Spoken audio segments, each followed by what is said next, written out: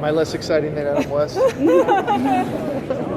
Slightly. You don't have to answer that. Don't answer that. To have the experience of getting to follow Adam West is pretty spectacular. Everything I say will be half as interesting. What question haven't you been asked yet that you would really like to answer? What's it like to follow Adam West in a press interview? I'll tell you, it sucks.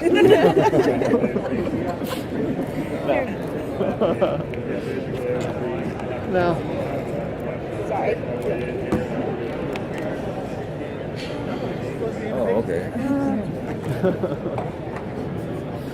So how did you approach this version of Batman any differently, if you approached it any differently than the other Batman and the other superhero properties you've worked on, considering it's so iconic? Yeah, I mean, so I worked with James Tucker on Brave and the Bold, and that was a lighter version of Batman, sort of inspired by the same things the 66 show was inspired by, but I think it's this version is a pretty different take of Batman. I think in that version, Batman always took himself pretty seriously.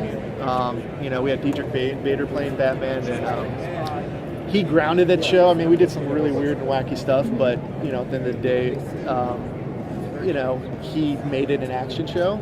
So this one, I feel like, is a little bit more comedic overall. Everybody still takes everything sort of seriously, but, you know, the emphasis throughout is just on fun and sort of, you know, that sort of 60s pop influence. So they're surprisingly different takes on Batman, considering they're both sort of lighter. Yeah.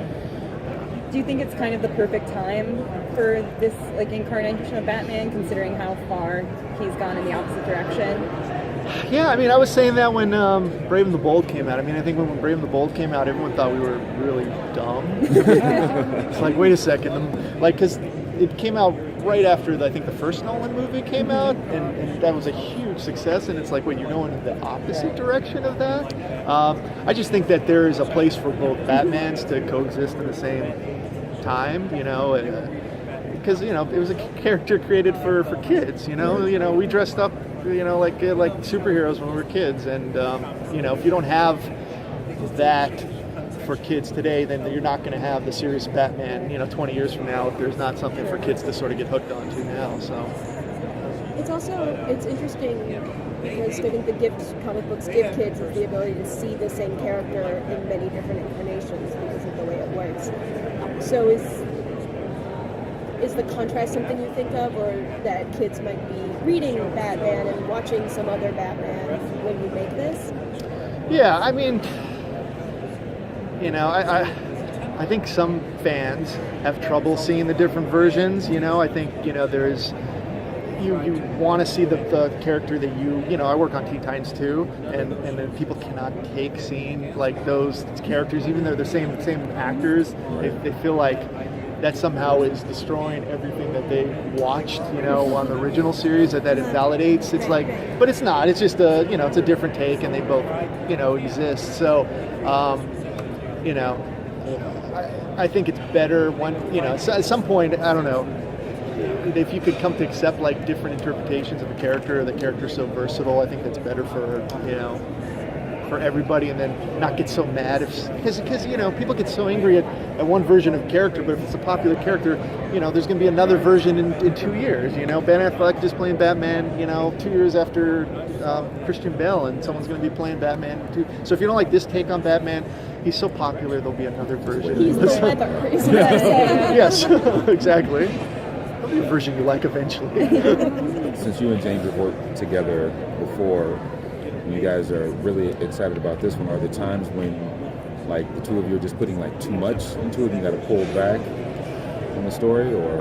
No, I mean, gosh, we're just, you know, it's so funny because this project is just both something we're both very busy. Like, you know, I'm doing Titans and other stuff. James is running the whole thing over, and so it's just a matter of getting our attention to like sit down and work and break the story for this. But it's because we both love this, you know, sort of take on Batman so much to so, you know, there was, you know, he has very strong opinions because the character was so important to him when he was a kid. So I started letting him sort of usually lead the way as far as, you know, because his interpretation of what he thinks like a 60s version of the character is, and then I sort of put my sort of spins on some of his ideas. So we work pretty well together. Was it hard to walk the line of homage to the 60s show and just completely copying it? Well, we definitely didn't want to copy it, so this is its own thing. I mean, what we really did was we looked at the things that inspired that 60s show and tried to draw an inspiration from that, like the Dick Sprang comics and whatnot, and wanted to do something that's bigger than the sort of the 60s show stuff they couldn't have done in the series, but still being true to the spirit. So yeah, I mean, you sort of want to copy it, and in the bottom of your heart, you want to see the VO, you want to see the cliffhangers, but we stayed away from all that stuff. Was there one thing you wished you could put in that just didn't fit? Yeah, one thing, well, I don't know if it didn't fit or we couldn't afford it. There was Adam West sings a song called Miranda in the 60s. He sings it as Batman. It's a sort of this poppy song, and we were trying to build the whole third act of the movie around him singing this sort of, 50-year-old pop song. I don't know if it was popular at the time or not, and we just couldn't get the rights to it. So it was either we pay for that song to be in the movie, or we pay for the the classic da da da da. So you could guess which one it was.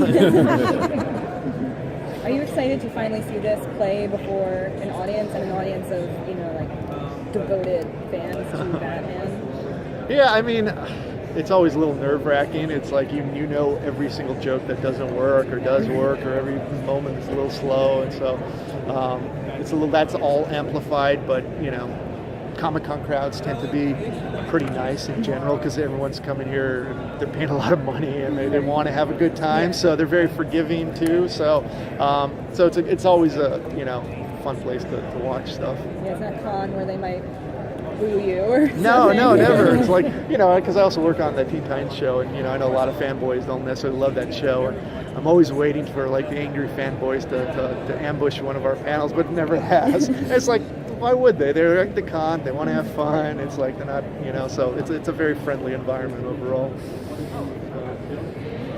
Oh yeah, such an iconic brand. Do you feel any pressure? Oh sure. I mean, I feel pressure on this project. I've been working on with Batman for 10 years now, and like the Batman, Brave and the Bold, and now this. But I think the iconic brand I was worried about is like Adam West and Julie Newmar and Burt Ward. It's like making sure that they like this. The worst thing is that they come in and they're disappointed, by what we did. So they were all very complimentary of the script, so that felt good. So. Is there one specific scene tonight that when everybody watches it, you will be waiting to see the reaction for? That's kind of your favorite moment.